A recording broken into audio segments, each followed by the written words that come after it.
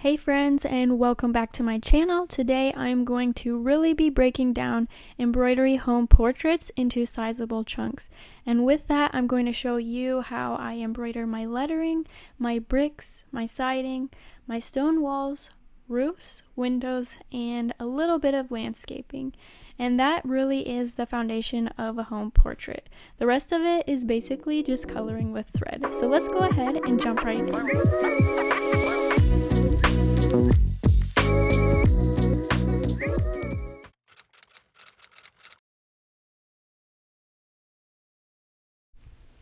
When I embroider my letters, I like to give them a calligraphy type look. And what I mean by that is, like, on the downstrokes, the font is thicker, and then on the upward strokes, it's thinner, and it just gives it a little bit more of an elegant look to it. And so to achieve that with thread, what I do is, well, it might be easiest to imagine if you're tracing whatever title is on your home portrait.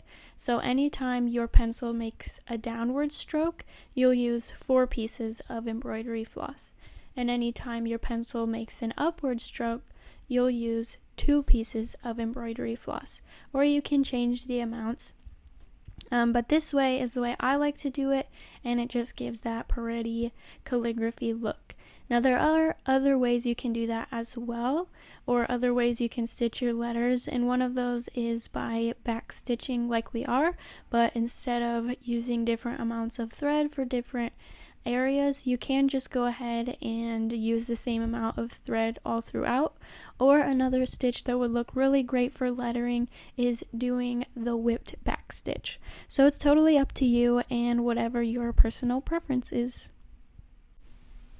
Now when it comes to the subscript lettering, what I like to do is anywhere there is a straight line in my letters, I just go ahead and straight stitch it. So as you can see, that's what that looks like here. And then anytime there is a curve, I back stitch it, and I keep my stitch lengths short, because the shorter they are, the smoother the curve will be.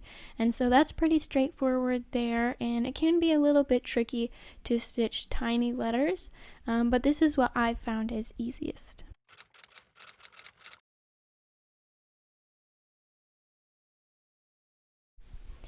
To embroider bricks, I just stitch a series of straight stitches. I try to make them about the same stitch length, and I just leave one, like fabric hole in between. And so the fabric peeping through the bricks kind of makes it look like it's the cement that's in between the bricks. And so I just work with that. So I do about a stitch length away, and I do that all the way across the bottom. And then on the next level, I do it across the top, but I make it like the traditional brick pattern, so that it creates, the brick pattern that I'm talking about. Yeah. I think this might be called the brick stitch. Some of the stitches are confusing, but the brick stitch, I believe, is like this, except that you would connect where you go down and all of the stitches would touch. But here they're not touching because I want to allow the cement to kind of shine through. Now, if your house looks like it has multiple colors of brick, that is totally cool. I love stitching brick that way. I think it adds lots of extra detail, and so the way I would go about doing that is just going row by row, but leaving empty spots and empty spaces, and then later coming back in with that second color, or doing it again with a third color. And so yeah, brick is really fun to stitch. It's very time consuming, but it's very worth it. And as you can see, it really helps on my fabric that I lined it up so that the weave lines in it are going horizontally and vertically. That just helps line things up to be able to stitch brick a bit more easily, as opposed to the fabric going diagonally, because it's a little bit more difficult to line up. So that is a helpful tip there. And whenever I'm done stitching a section of my home, whether it be siding, brick, or the roof, I always love to define it and give it a little bit of extra definition. And so to do that here, I'm just using my 2 strands of floss, and I'm going to border this little cube of a brick, and I'll also do that for the other 6 squares or 6 rectangles on my hoop.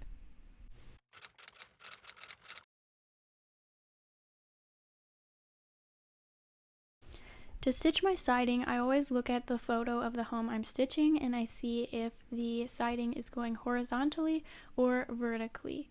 So whichever it is, you want to do this base layer of satin stitches the opposite. So the siding on my house is horizontal, so that means I'm going to do this base layer of stitches vertically, and so I'm just going to satin stitch this rectangle completely vertically, and that is step 1 of siding. To complete the siding, what I'm going to do is switch to 1 strand of floss, and I'm going to come up from one side and eyeball it so that it's straight across, and I'm going to go down through the fabric on the other side, and this will just create those tiny little lines of siding and just add really great detail to your piece. And so I do that all the way across all of my siding lines.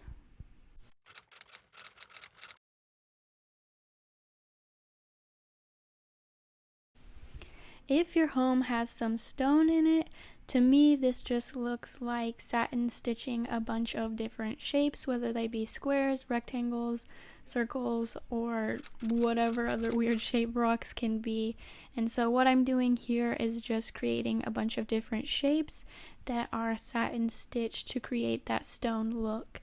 And once again, if you have multiple colors of stone on your house, that is super fun because you can pick out like 2, 3, 4, maybe even 5 different colors and just stitch them, go through with one color, and then come back in with a second color and the third color, leaving spots for the other colors, and that will give you a really pretty and detailed piece. I think that is like one of my most favorite homes to stitch.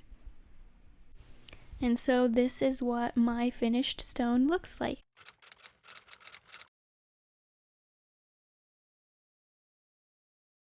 To embroider my roofs, what I do is I use a series of straight stitches, and I can make these kind of long and then some of them kind of short, and I just go row by row until my roof is complete at varying lengths. And I think this helps give it a shingle type look. And so this is just step 1 of the roof. There will be a second layer to the roof. But yeah, this is for a shingle type look. If your roof is more like of a steel roof, what I would do for that is I would satin stitch it and just color in the whole roof with satin stitches, and I would do that horizontally, and then later I would come in with some straight stitches vertically to help give it some more definition. So I think, well, there's probably other roof types out there, but those are the 2 most common, so hopefully that will help you out. So now to add that second layer to my roof, what I'm going to do is use 1 piece of thread to create some vertical lines to help create more definition, and I just do that every like ½ centimeter or so, just to give that definition to it, and that completes our roof.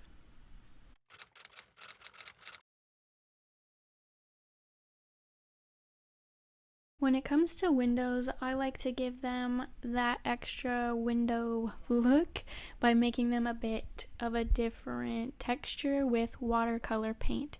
And so I have watercolor paint here, and it's nothing fancy, probably just something from Walmart. And so what I'm going to do is dip my paintbrush in water and then put my paintbrush into my black paint and kind of wipe it around on that so as to activate it.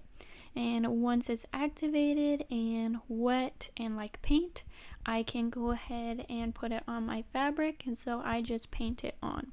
And the nice thing about this is that you are going to be stitching all around this, so it doesn't really matter too much if it's not like a perfect boxy window, because you're just going to be stitching over it.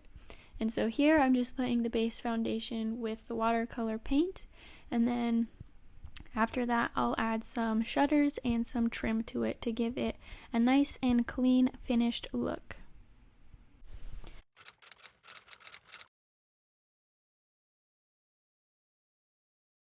Lastly is landscaping. So whenever I embroider landscaping, I feel like 95% of it is French knots. So if you don't know the French knot, now would be a great time to learn it. If you're new to it, it will probably take a couple tries until you get it down, because it is a little bit trickier one to learn, but once you learn it, you have it forever. And so I think French knots will be your best friend, but there are a number of other stitches that you can use as well, like the seed stitch, the lazy daisy stitch, straight stitch, and probably so many others. There's a lot of freedom when it comes to landscaping, and so what I try to do when I embroider my own home portraits is just bring it all back to that original photo of what I'm trying to mimic and use however many pieces of thread or whatever stitches I think I can use to best replicate that. And so this is really up to you and however you want to go, because there are so many different ways you can go. I hope this video showed you just how simple and pretty basic home portraits are. Again, they are mostly just time consuming. They really are made with such simple stitches, and they give you such a beautiful and elegant look in the end, and they make for the perfect gifts. If you do need some help getting started with this project, feel free to check out my Etsy shop, St. Rogers Street, as I have embroidery PDF patterns in my shop. So in a nutshell, you send me a photo of your home and I'll turn it into a PDF pattern. So all you have to do is download, print, transfer, which I have another tutorial on, and you are ready to get started stitching, and this video will be of great help to you.